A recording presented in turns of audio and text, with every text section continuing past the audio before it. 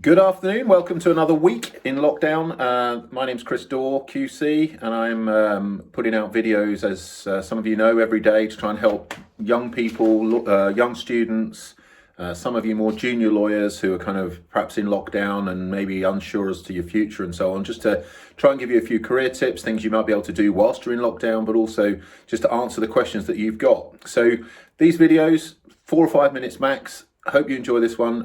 I've had a question from Gavin Dingley, who's a barrister and arbitrator at 5 Paper. And he's asked me 2 questions, and I'll deal with the first one as quickly as I can, and then perhaps spend a little more time on the second one. Gavin's first question is, does it matter what chambers or law firm you either train or work in? And the answer to that is, it matters in the sense that if you are the more prestigious, the more reputable, the better the reputation of the firm or chambers that you train in and that you work in. That's going to give you more credibility as a lawyer, and it's going to give you access perhaps to a higher quality of client earlier in your career.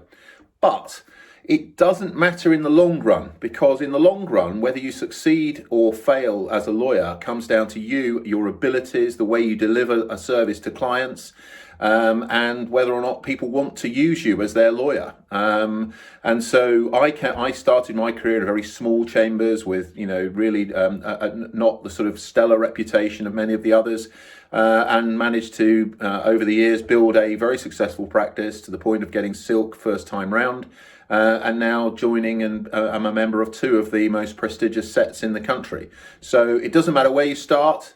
What does matter is what you do with that start, because any start's better than no start. And if you really apply yourself and demonstrate how great you are at the job and how hard you work at the job, then in the long run, it makes no difference where you started. So take the opportunity that you get to qualify, take that training contract, take that pupillage, and make the most of it. So that's Gavin's first question. His second question is, how do you build a practice throughout your career? With people saying you need to build a practice in X area, but little or no guidance as to how that's actually done. Your insight would be much appreciated, says Gavin. Well, I'm very flattered that you think that my insight's of value, and this is an area that I feel really strongly about. How to build a practice as a lawyer, because there is only one thing that matters to be a successful lawyer, and that is clients, clients, and clients. And unless you can impress clients, and as a barrister, that means not just the lay client, but also our professional solicitor clients, unless you can impress clients with the standard of your work, the results you achieve, and also the way in which you deal with and interact with those clients. So client care is absolutely critical to long-term practice building. So if you want to build a career, and everybody does, if you want to build a successful career as a lawyer, what's really, really important from day one is that you give good client care, and return phone calls, reply to emails, listen to the clients when they are telling you what they want. Don't tell the client the answer before you even know what they're trying to achieve. One of the very first questions I ask every client in our first meeting, or our first video conference at the moment, of course, is, what do you want to achieve? Because many lawyers want to superimpose their view of what the optimal outcome might be for the client situation, when the truth of the matter is the client may not want the thing that the lawyer wants or that the lawyer thinks can be achieved. So absolutely listen to your clients. Really, really important, because we all as lawyers are great at talking, we're great at giving people advice, but we are sometimes less good at listening. So listen to your clients.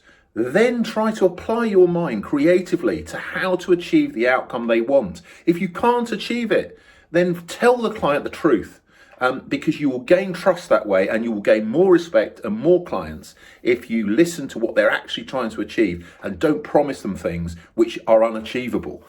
So honesty, integrity, hard work, attention to detail, really, really critical over time. The number of documents I get from lawyers, including very senior lawyers, sometimes 15, 20 years qualified, riddled with typos, riddled with basic mistakes, because they haven't bothered to print it out. And that attention to detail is the sort of thing, over time, it has a cumulative negative impact on your reputation and on the perception that others have of how good you are at your job. But the number one way to build a practice is just to do a great job for every client that you represent, and the word will spread. Okay, Gavin, thanks for your questions, and thanks everyone for watching again, and there'll be another video up tomorrow.